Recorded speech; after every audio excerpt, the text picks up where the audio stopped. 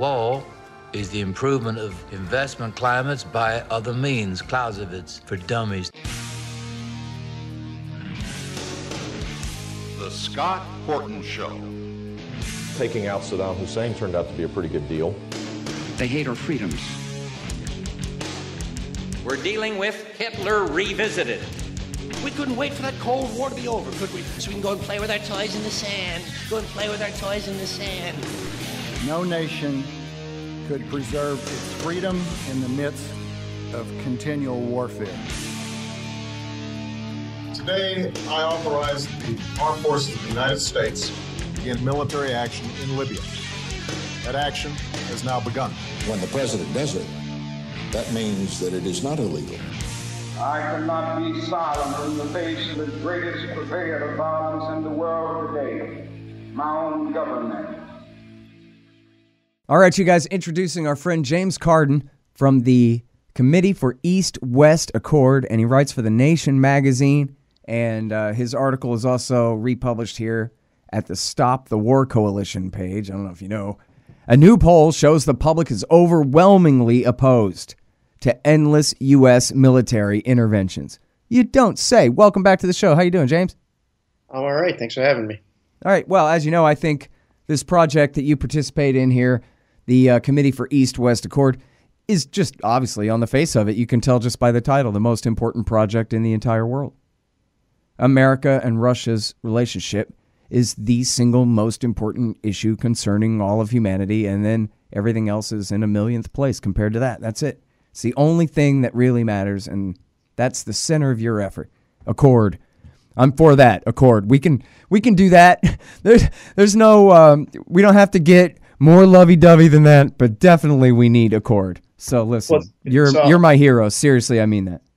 Oh, it's very kind of you to say. I wish that were reflected in our page views, but we're trying to get out there, but it's not easy to breach the mainstream. Yeah, well, sorry about that. I guess it's all your fault that Trump's president somehow or something, right? How much did Putin pay you? Anyway, let's talk about this great war article, anti-war poll results that you wrote about here in The Nation magazine. What's going on?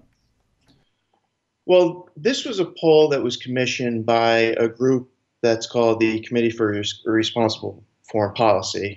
And I think they, incidentally, probably have had as much luck reaching the mainstream as the Committee for East-West Accord. But they commissioned this poll in November. And the results were really quite cheering. I mean, in a time when there's really a lack of happy news. What the poll sort of confirmed was what I think people like you and I have long suspected. Is that there isn't really a popular America's endless military interventions abroad aren't exactly popular, and so I can just go through some of the figures, some of the headline figures, if you'd like. I mean, sure. The posters asked, should the U.S. deploy the U.S. military only as a last resort, and 86.4% of those polls said yes. Another finding was that a majority of those polled, 57%, feel that military aid to foreign countries is counterproductive. Again, this is something that folks at antiwar.com have of course long suspected. Now that number goes up when the pollsters talk about whether or not the United States should be sending military aid to Saudi Arabia. Here's what they write. It is important to underline that this sentiment increases significantly when framed through the lens of countries like Saudi Arabia. Indeed, they found that nearly 64% of those polled said that we should not be providing money and weapons to countries like Saudi Arabia. And so the poll would seem to support a growing movement in both the House and the Senate to prevent the U.S. from continuing to support Saudi Arabia's really grotesque war and blockade on Yemen. And I think that issue, you'll be reading a lot more about that in the coming weeks. There's a movement afoot in Congress to really do something about that, and I think that the poll, would lend support to it. Yeah, well, I think it's all important, especially it's the rank and priorities. It's great to hear that people are this opposed. I mean, how could they support it after all this time? Guy interviewed me last night. See, he was so on board for Iraq War II. Oh, man, was he on board for Iraq War II. But now he's man enough to look at the results and go, oh, my God, was I wrong. I ain't never been wronger about a worse thing ever. So forget that. You know what I mean? That's not some hippie crybaby. That's a guy who learned the hard way of being on the wrong side of a thing for a while there, I don't know how anybody could be on board anymore. But how do we make it the centerpiece? It's just, I understand why the anti-war liberals and progressives, I think the leftists mostly stayed anti-war all along, but the progressives and the closer you get to the center, the more wishy-washy, the more loyal to Obama. So they kept their mouths shut for 8 years while he slaughtered innocents.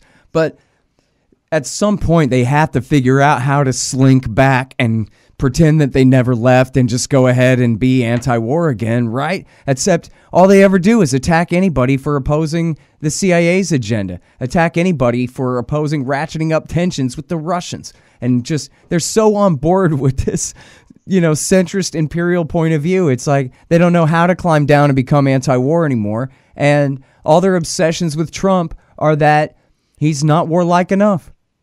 I don't think that they particularly want to. I agree with you that they should want to slink back and say that they're very sorry and they've changed their ways.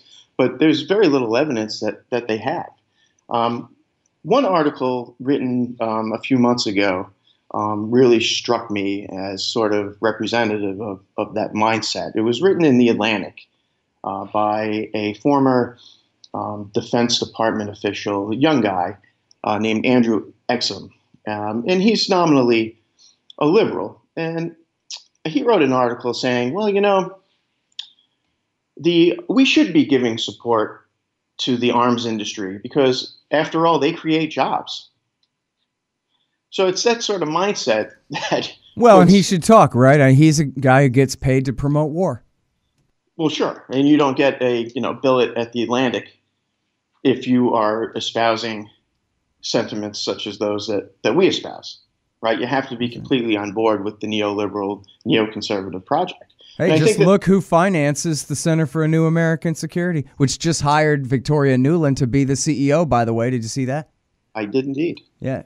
Did indeed. It's a classic example of failing up in Washington, D.C. Victoria Nuland is largely responsible for the disaster that unfolded in Ukraine, and the Obama administration basically tacitly aided and abetted Kiev's rather savage war on the Russian-speaking eastern part of that country. With the result of over 10,000 dead, over 1 million people displaced.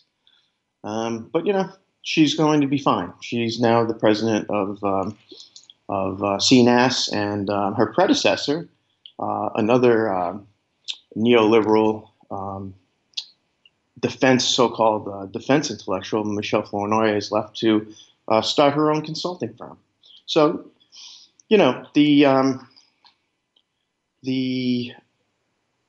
opportunities for people such as Nuland and Flournoy and Exum are endless, just as long as you are on board with the project of endless global American hegemony.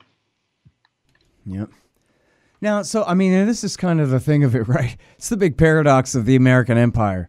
Is the American people don't want to be an empire. They like the whole we're number one, like we're the best football team in the league kind of thing or something like that. But they don't really want to be the rulers of the world, the world's policemen, as right-wingers say when they're against it. And, just warmongering imperialists, as the left more accurately describes it, I think. which, to right-wingers, policeman is a good thing. But anyway, I would say the fact of the matter is, though, like, we're from North America, and we're, other than blacks who are the descendants of slaves, we're the descendants of people who fled the old world so they could come here and be free and not have to deal with the permanent crises of Eurasia and all of this, right? And so our government is basically dragging us kicking and screaming into this thing. They got to scare the hell out of us every once in a while. But you'd be hard-pressed to find just a regular old American who's not a government employee who really thinks that all this is good for us. It's clearly not. They say war is good for the economy. Well, how come the economy always sucks then? And we've been at war this whole time. And regular people can figure that out. You don't have to be an Austrian school economist to say, when is the next bust coming? We know it soon. Was it Randolph Bourne? War is the health of the state. Yeah. And the death of the rest of us. Right. And I think, again, circling back to this poll, the results were very much bipartisan. So, voter support for restraining military action overseas. Just look at these numbers. 78.5% of Democrats were for restraint. 64.5% of Republicans for restraint. 68.8% of independents for restraint. Now, what explains, and it'll take a brighter light than myself to figure this out, but what explains this big divide? You have the public overwhelmingly opposed to these military adventures, and yet the consensus, bipartisan consensus in the Beltway, is that we need to be everywhere at once. Hey, y'all, here's how to support the show. First of all, check out my book, Fool's Errand, Time to End the War in Afghanistan. It's at foolserrand.us. Also, check it out. The YouTube project is really going well. We're now up to 1,100, 1,200, something of them. That's youtube.com/Scott Horton Show. Sign up for the podcast feeds at scotthorton.org and check out scotthorton.org/donate. Anybody who donates $20 gets to the front of the list to get the audio book, and it's really coming soon. I'm done. My audio mastering dude has it now, and it's going to be soon. So $20 gets you to the front of the list for that. A donation of $50 to scotthorton.org/donate gets you a signed copy of the book. $100 gets you a QR code, commodity disc. No face value. You scan it with your phone, and it tells you the instant spot price in real time. It's the most brilliant invention ever. And for a donation of $200 or more to the Scott Horton Show, you get a lifetime subscription to Listen and Think libertarian audiobooks at listenandthink.com. And they're the ones putting out my book, my audiobook too. And I take all kinds of cryptocurrencies. If you want to donate them, I'll accept them. All that's at scotthorton.org/donate. Shop Amazon.com by way of my link. Leave me good reviews on iTunes, Stitcher, and Amazon if you read the book. And, invite me to give a speech to your group. All right, so Donald Trump, there was a poll that said where they went, some liberal professors went and studied the districts in, I guess, Wisconsin and Michigan and places where he had won, where Hillary was supposed to win, where the Democrats always win. And they, and it's easy to see how he had that sort of appeal to Reagan Democrats that, like, no, I care a lot for union working men types and whatever. That was a Bannon thing even, to get those people to turn out and all of that. But this study showed that, it's actually the counties where more guys died in the Iraq and Afghan wars that really turned out for Trump, because he was calling Hillary Clinton trigger-happy Hillary and implying that even though he was going to, take the conflict to the Al-Qaeda and ISIS terrorist types, that he was going to back off all these regime changes and back off all this foreign policy of aggression, and was saying things. He never really promised anything like this, but he was implying by saying things like, oh, these guys should have just gone to the beach for the last 15 years. We'd have been a lot better off, which is, of course, true. He said, we'd have been better off. We never were over there at all. And Hillary, of course, said, we need a no-fly zone over Damascus immediately for Al-Qaeda and possibly in conflict with the Russians. And people just thought that was irresponsible. It's not like Bernie Sanders even pointed it out, but regular people could just tell that, we're sick and tired of Hillary Clinton posturing as the worst warmonger in D.C. We don't like that. And those districts actually turned out for Trump and helped really make the margin there. Can't blame that one on Vladimir Putin, can you? It seems like that message would finally be getting through to people in the House, the Senate, and in the presidency, that the American people are really sick and tired of this. Right. And Trump also continually said during the campaign, and this really pissed off the establishment, he said, wouldn't it be wonderful if we could get along with the Russians? Right. And that is a sentiment that I believe would be and is popular among the country at large, even in spite of this hysteria, this ginned up hysteria by over Russian hacking and collusion and whatnot. And this is something that liberals in particular, I won't name names because I'll get in trouble, but Hillary lost, and they've been, in the first couple of weeks after the loss, it was like, okay, what are we going to blame this on? Well, the country is misogynist. The country is, racist. All working class white people are racist. The same racists who turned out for Obama twice, who didn't turn out for Hillary Clinton, the white lady. They didn't turn out for her because they're racist. That made perfect sense. Remember, they tried that one for a minute. Right. But the real cause, I think, is what that study points to. Is that these are the people from which, by and large, our fighting men and women come from. And they've had 15 years of consecutive war, continuous deployments, deaths, injuries, families ruined. They come back from these wars that there are no jobs for them.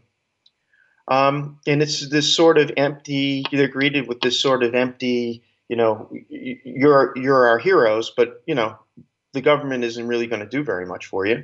The VA system's a disaster. So, that makes a lot of sense that it was Hillary Clinton's record, her enthusiasm to send these young men and women over to fight these pointless wars. Well, she's just so tone deaf that she always thought, you could tell it was her, she just knew like this was the closest article of faith, that if you're a Democrat, especially if you're a woman, you have got to be muscular and tough to impress Robert Kagan. And she could just never get the idea that impressing Robert Kagan does not translate to getting Republican American voters to turn out for Hillary freaking Clinton of all Democrats.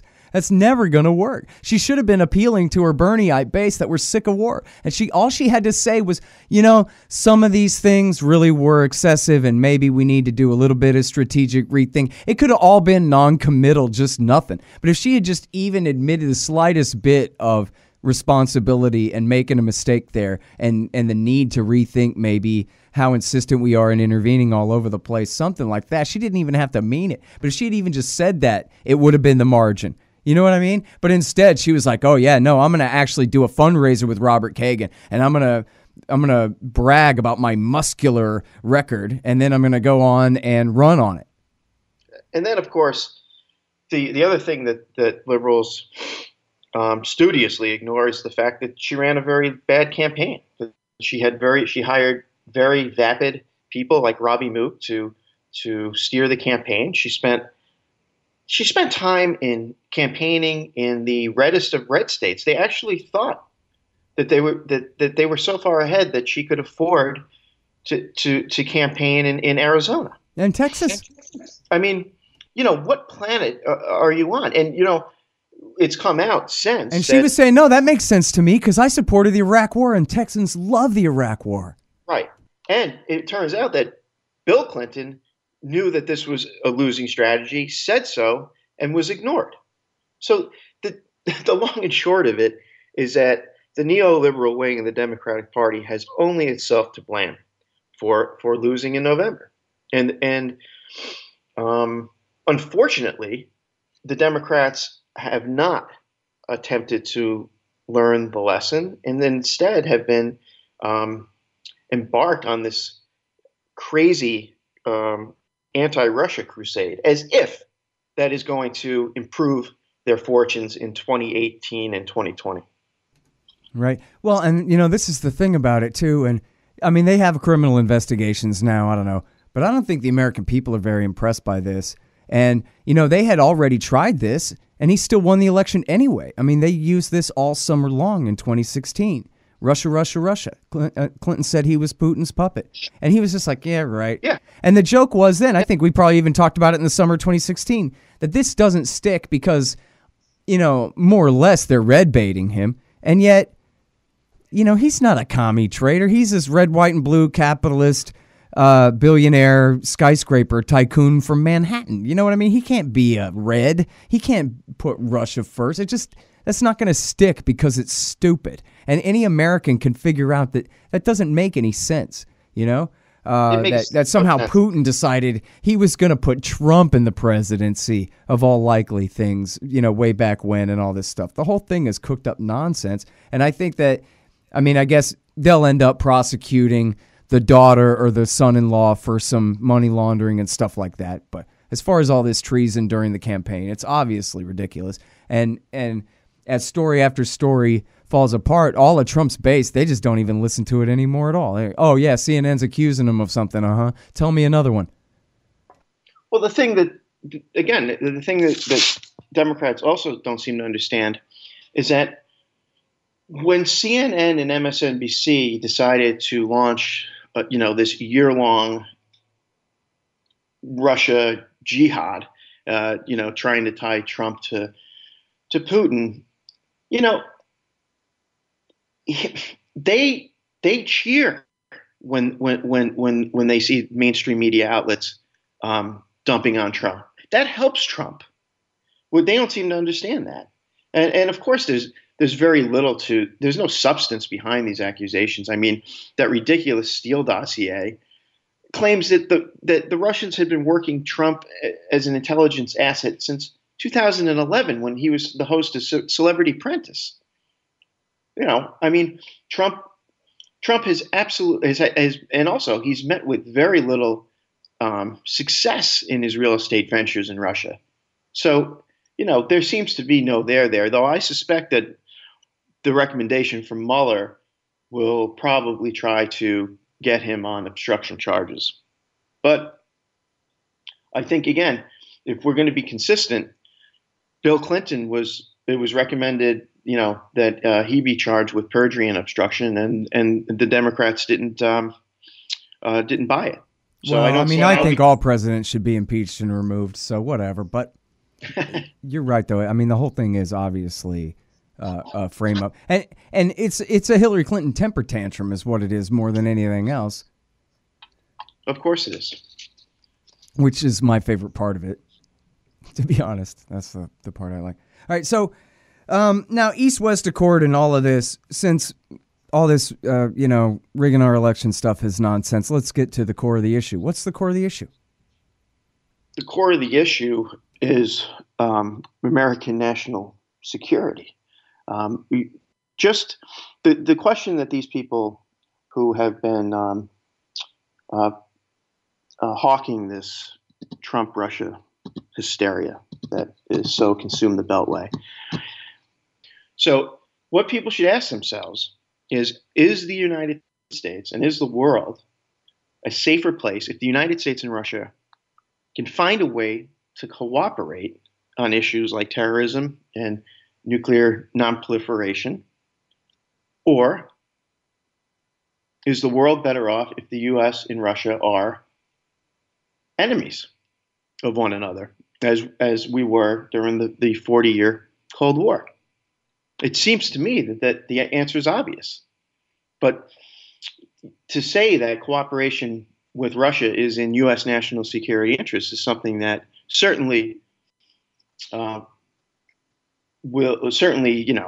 win you no plaudits from the establishment. But that's the core issue. Yeah. All right. So now, I don't know. I'm completely utopian. I think that you could abolish NATO and drop all sanctions and just insist that everybody have as open trade relations with everybody as possible, and let's all try our best to get along, even though we think you smell funny and we can't understand what you say. Isn't that good enough? Or would that mean that, oh yeah, sure, disarm us so that Putin can recreate the Soviet Union and conquer all of Eastern and maybe even Western Europe? You fool. Well, that's the argument. That's the argument. Worryingly, that's the argument made by very sophisticated people. They actually seem to believe their own propaganda. But I wish they would just simply take a step back and think about the consequences of this. And it's not going to be good. Yeah, well, I mean, from their point of view, the consequences would be the Russians enslaving all of Europe. So we've got to stop them no matter the cost. And you know what? I think you're right that they believe it, because I see discussion about, oh my God, when the Russians invade Estonia, what will America's reaction be? It's not even an if, it's just a when, this kind of thing. What is our action plan for when the invasion begins? And of course they begin in the middle of the story, right? They don't begin at the beginning. They simply just discount the idea that NATO expansion has a lot to do with the way Russia acts. In December, you probably know this, the National Security Archive at GW released 30 cables and official memorandum from the late 80s and early 1990s that conclusively prove that George H.W. Bush and other Western leaders promised Gorbachev that NATO wouldn't move eastward. And we violated that repeatedly. And the Russians remember that. And if you bring that up today among people who are in good standing with the establishment, they simply discount it. But it's very important to understand that back history. Putin's aggressive, I think it's more of a defensive posture, but whatever. It has a lot to do with those broken promises. Yeah. And it has a lot to do with the bombing of Serbia in 1999.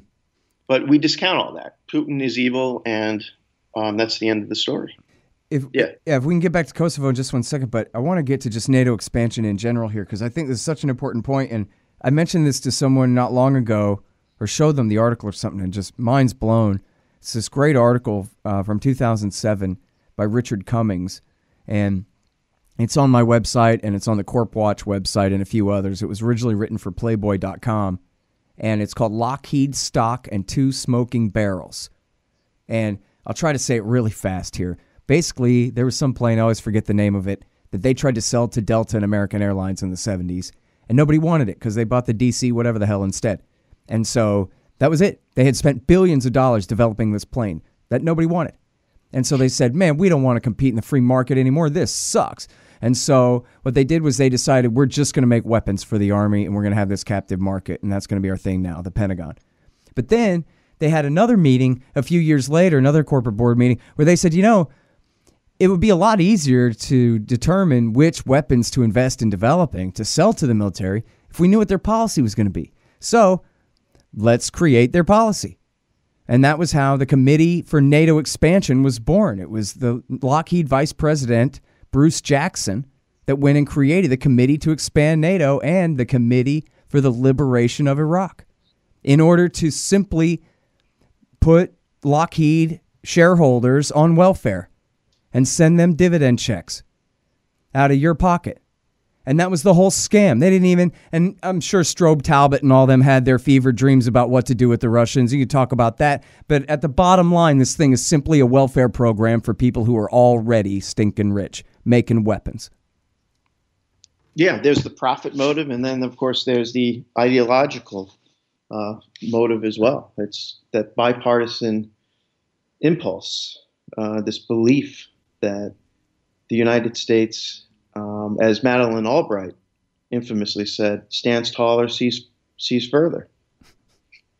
That's funny. So Strobe Talbot in 1992 wrote that it's the birth of the global nation, and soon we'll have a one-world government, and all nations, including the United States, will be answerable to it. And then Bill Clinton hired him and put him in, I forgot exactly what all his positions were during that time, But I know that at some point he went from, let's ally with the Russians and invite them into NATO and have a one world army of the North and all of this, to, which is what I thought they were going to do, to then he said, no, let's just keep expanding NATO in a way that ultimately obviously threatened Russia, like what you're talking about. And, I'm trying to remember now, it may have been you who instructed me, in fact, but somebody was explaining that he was the guy more than anyone who really promoted this, and that George Kennan was criticizing in 1998 when he told Thomas Friedman that these guys who say, don't worry, the Russians won't mind, this is just fine, are the same guys who, when this backfires and the Russians react, are going to say, see, this is why we need to do it, because these terrible Russians are so aggressive. And that was what George Kennan predicted, and that was who he was talking about. So now Strobe Talbott was the guy. He was one of the guys that was on that study in, I'm pretty sure it was 2015, but it could have been 14. I think it was 2015, where they put out that report demanding the arming of the Ukrainian military at war in the East, in the Donbass region there at the time, and saying that we just want to do this just to provoke the Russians. We want to kill Russians. We know we got Russian special forces helping these guys over there on the other side, and we want to make their costs of intervention go up, and this completely reckless, crazy stuff. So I was just wondering, and I don't know if you want to pick on that guy specifically or how much you even know about him, but I wonder if you can talk about the evolution of America's post-Cold War Russia doctrine, and whether these guys are supposed to be our friends, or whether, the plan ultimately is what? Regime change and fracture Russia in 100 pieces? We'd have a nuclear war first. So what the hell? Is it, or is there a grand design or any kind of long-term real agenda or way of seeing things here? Not? Is it just that Putin is such a bad man and that's what I'm overlooking? I think that's part of it. I mean, they seem to be under the delusion that there is someone waiting in the wings who is a liberal westernizing leader that is preferable to Putin. They are very enthusiastic about Alexei Navalny, who's an anti-corruption crusader. But when they talk about someone like Navalny, what they leave out is that Navalny is basically racist, and he's called for the expulsion of Muslims from Russia, which would be quite a task given the fact that there's about 25 million Muslims in Russia. You were talking about, how did this evolve? And that's right. It began in the 90s, and Strobe Talbott was Bill Clinton's. They were classmates at Oxford. They were longtime friends. Talbott was a distinguished Russianist. He translated Khrushchev's memoirs as a young man.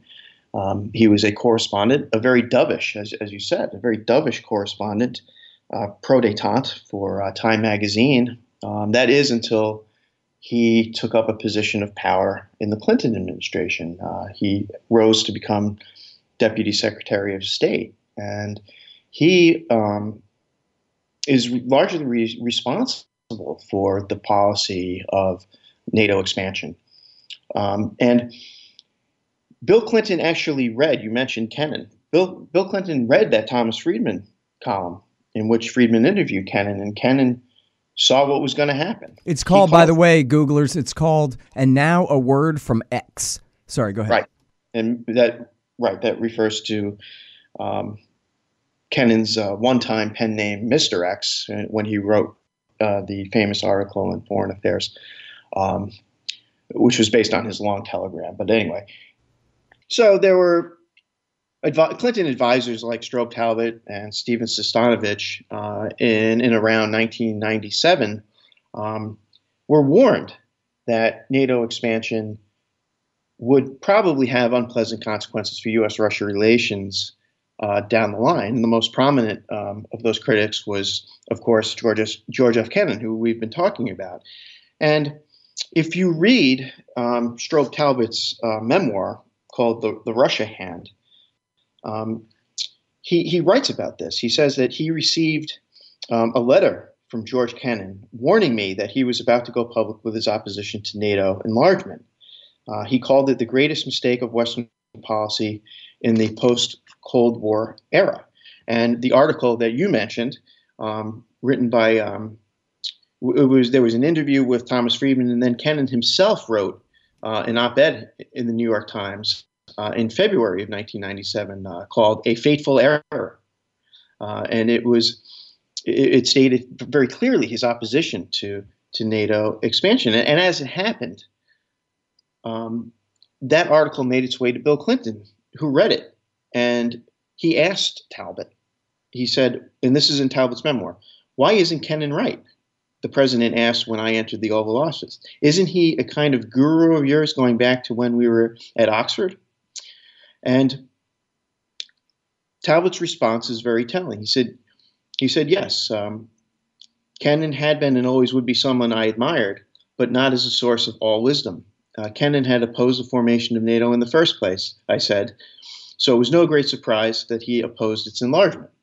And so with that, they dispensed with Kennan's objections and pursued this policy, which has had rather disastrous consequences for U.S.-Russia relations in the decades following. All right, hang on just one second. Hey, guys, I got a new sponsor, Zencash, a new digital currency, but it's got the great privacy protections built in, and it's a messaging service, and you can send documents and all kinds of things. It's really great. So check that out at zencash.io. Also, buy the book, The War State, by my friend Mike Swanson. It's a great history of the rise of the military-industrial complex after World War II. You'll really enjoy it. And check out his great investment advice at wallstreetwindow.com. And when you follow his advice, you'll want to get at least some medals. And you do that from Roberts & Roberts Brokerage, Inc. And they've been around for 40-something years. It's a great company. They charge a very low premium to get you platinum, palladium, silver, and gold, and whatever you need there. And when you buy in Bitcoin, there's no charge. That's at rrbi.co, rrbi.co for your precious metals. And get your anti-government propaganda from libertystickers.com. If you want a brand new website for 2018, expanddesigns.com/Scott will save you $500. All right, now, just real quick, I want to point out this. I haven't had a chance to read the book yet here, William Perry's memoirs about the danger of nuclear weapons that he's written now.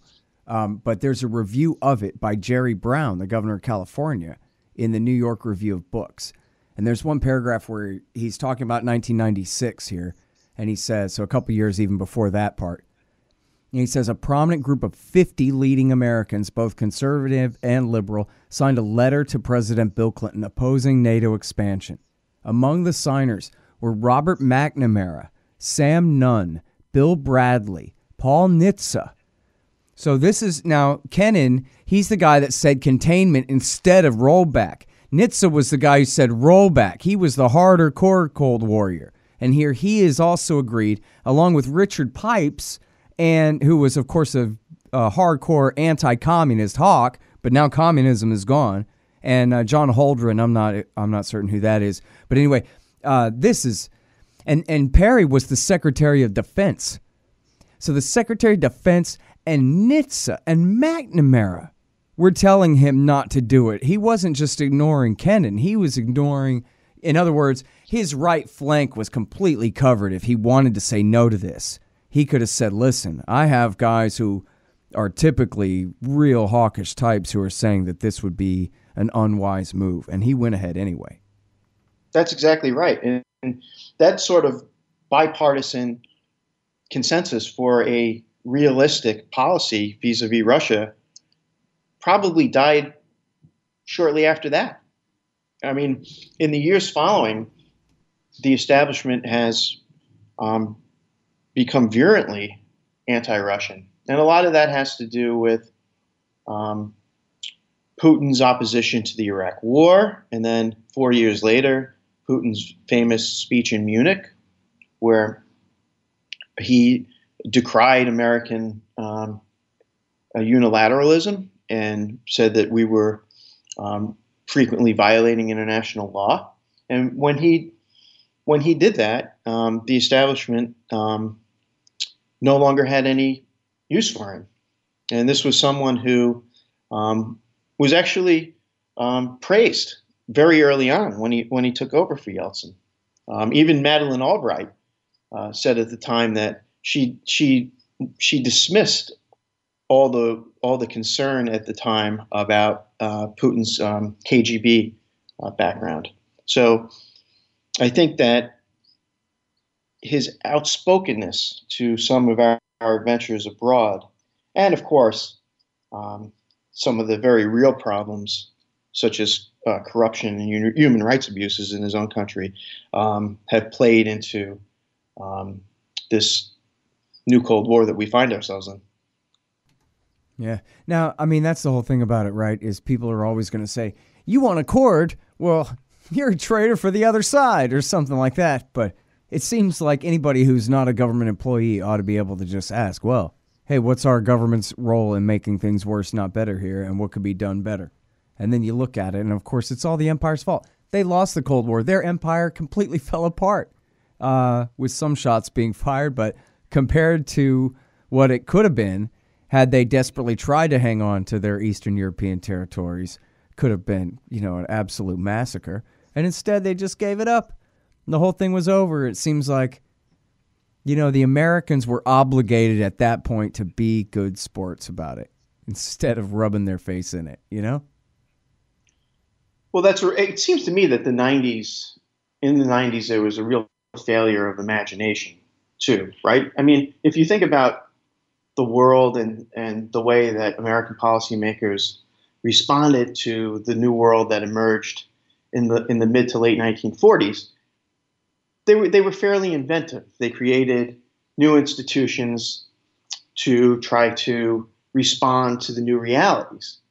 But nothing similar like that happened in the 1990s. After the fall of the Soviet Union, it was a new world. But instead, they hung on to the old institutions, and I very much include NATO in that. And it seems to me that there was a real failure of imagination by policymakers like Talbot and like Clinton at the time, and we're paying the price for it. Yeah. Well, it's interesting. I think it's really worthy of note, and I think mostly people don't really know this, but it's kind of illuminating that you had this whole group of paleo-conservatives, people like Pat Buchanan and Jude Wanniski, who were both, Wanniski was a former neocon himself. Pat, of course, was just a right-wing conservative. But they said, hey, the emergency's over, world communism is dead, and so let's abolish NATO and let's be a republic, not an empire. And Chalmers Johnson, you could throw him in here too. Chalmers Johnson said when the American empire didn't disband in 91, but only expanded, he said he had been a spear carrier for empire this whole time, and he had to go back and examine his premises, and he realized that in his new estimation, the Cold War was just a scam and an excuse for American imperial aggression all along. Not that the Soviets were innocent, but that the Americans were, taking advantage of a situation in order to expand their own power and influence in ways that really had nothing to do with protecting us from communism. And no wonder then that the empire didn't disband after the excuse for it fell apart. They just found new excuses. In fact, remember for a while they had to settle for Pablo Escobar and the cocaine smugglers of Latin America. Like we needed an entire Pentagon for that. And then it was, David Koresh, and then they get back to Iraq again soon enough. And who's it going to be next week, I wonder? Yeah, exactly. Well, let's hope not Iran or North Korea for all the problems that could come with that. And let's hope especially it's not the Russians. So now let me ask you this before I let you go, because this is kind of really the point.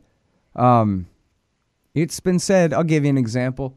My friend Eric Margulies, he's always had, for a long time, I guess, known people in high levels of politics and influence in France. And, military guys and spies and diplomats and these kinds of people. He goes to their fancy parties and what have you, I guess. And so he's talked to these people, and I remember him saying back during, not that it's completely over, but during the worst of the Ukraine crisis in 2014, 2015, this kind of thing, I guess it would have been 2014, that they were saying to him, this is the worst it's been since the Cuban Missile Crisis, and something's got to give. This, it's like it's on autopilot and nobody's, even checking. We're just on this path toward an ultimate conflict here with the Russians. Nobody's driving. And now, look, Trump's the one driving, of all things. And he has to prove daily that he's not a puppet of the Russians, too, which is a pretty bad incentive to add to the mix here, if you ask me. So I just wonder I don't like alarmist talk, but then when it's the people who are the French deep state expressing these kind of concerns, it makes me at least want to listen for a minute. That's just one example, of course. But what do you think about all that? What level of crisis is this? It's exceedingly dangerous, and no one seems to be paying attention. We have a 3 or 4 front new Cold War with the Russians. Our troops are nose to nose in the Baltics, in Ukraine, where in the western part of the country, we all know that the Russians are helping out in the east. In the western part of the country, the U.S. has a base there, and in Syria. And you could argue, I suppose, that we are.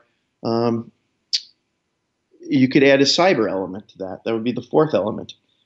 So, again, we go back to the question I think that I asked earlier on. Are U.S. national security interests enhanced, or are they not?